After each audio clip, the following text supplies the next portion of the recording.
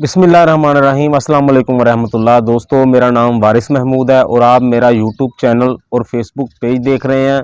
दोस्तों, वीडियो शुरू करने से पहले एक छोटी सी गुजारिश है, अगर आप नए हैं तो मेरे चैनल को सब्सक्राइब ज़रूर कीजिएगा और बेल आइकन को प्रेस कर दीजिएगा। हर वीडियो आप दोस्तों तक बआसानी पहुँच सके और आप फ़ायदा हासिल कर सकें। एक टीचर ने अपनी क्लास के बच्चों का यूं ही इम्तिहान लेने की कोशिश की तो टीचर एक बच्चे के पास जाता है, बड़ी मोहब्बत के साथ और बड़ी नरमी के साथ उसे पूछता है और बड़ी सादगी के साथ बच्चे को कहते हैं कि बेटा मैं आपसे एक सवाल करूं, जवाब दोगे? बच्चे ने कहा जी बिल्कुल ज़रूर दूंगा। कहा बेटा मैं आपको एक सेब दूं और फिर दूसरा सेब दूं और फिर तीसरा सेब दूं तो ये बेटा कितने सेब हो गए?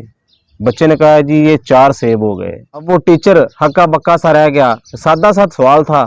अब उस्ताद बड़ा परेशान और सोचने लगा कि मेरी तालीम में कोई प्रॉब्लम है या बच्चा प्रॉब्लम वाला है, क्या मसला है?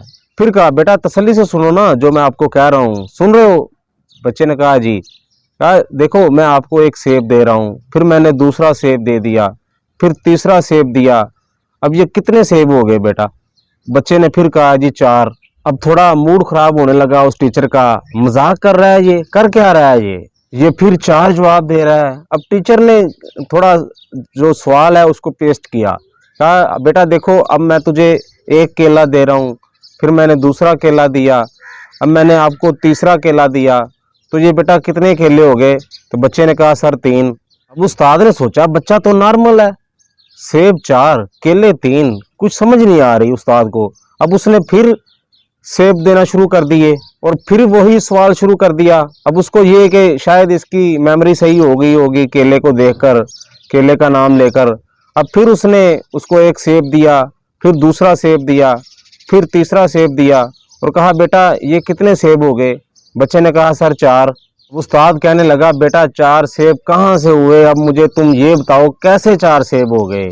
अब बच्चा था वो थोड़ा सहमा और बच्चा कहने लगा नहीं सर 4 हुए ना। सर कहता मैंने तुम्हें 3 दिए हैं बेटा। कहता सर हाँ आपने मुझे 3 दिए हैं, तो 4 कैसे हो गए? वो कहने लगा कि सर एक मेरे बैग में है। तो बच्चा कहने लगा कि सर 3 आप दोगे और एक मेरे बैग में है, जो मेरे बैग में है वो भी तो सेब है ना। अब बच्चा था, बच्चा अपनी सोच पर सोच रहा था, सर अपनी सोच पर सोच रहा था, ना बच्चा गलत था ना उस्ताद गलत था। अब दोनों में से कोई भी गलत नहीं है, तो ये जरूरी तो नहीं है ना कि कोई गलत हो सकता है उसकी भी अंडरस्टैंडिंग सही थी और आपकी भी अंडरस्टैंडिंग सही थी। किसी के बारे में आप कैसे फैसला कर सकते हैं कि वो गलत है? हो सकता है वो गलत ना हो। अब आपको कैसे पता चलेगा कि वो गलत नहीं है?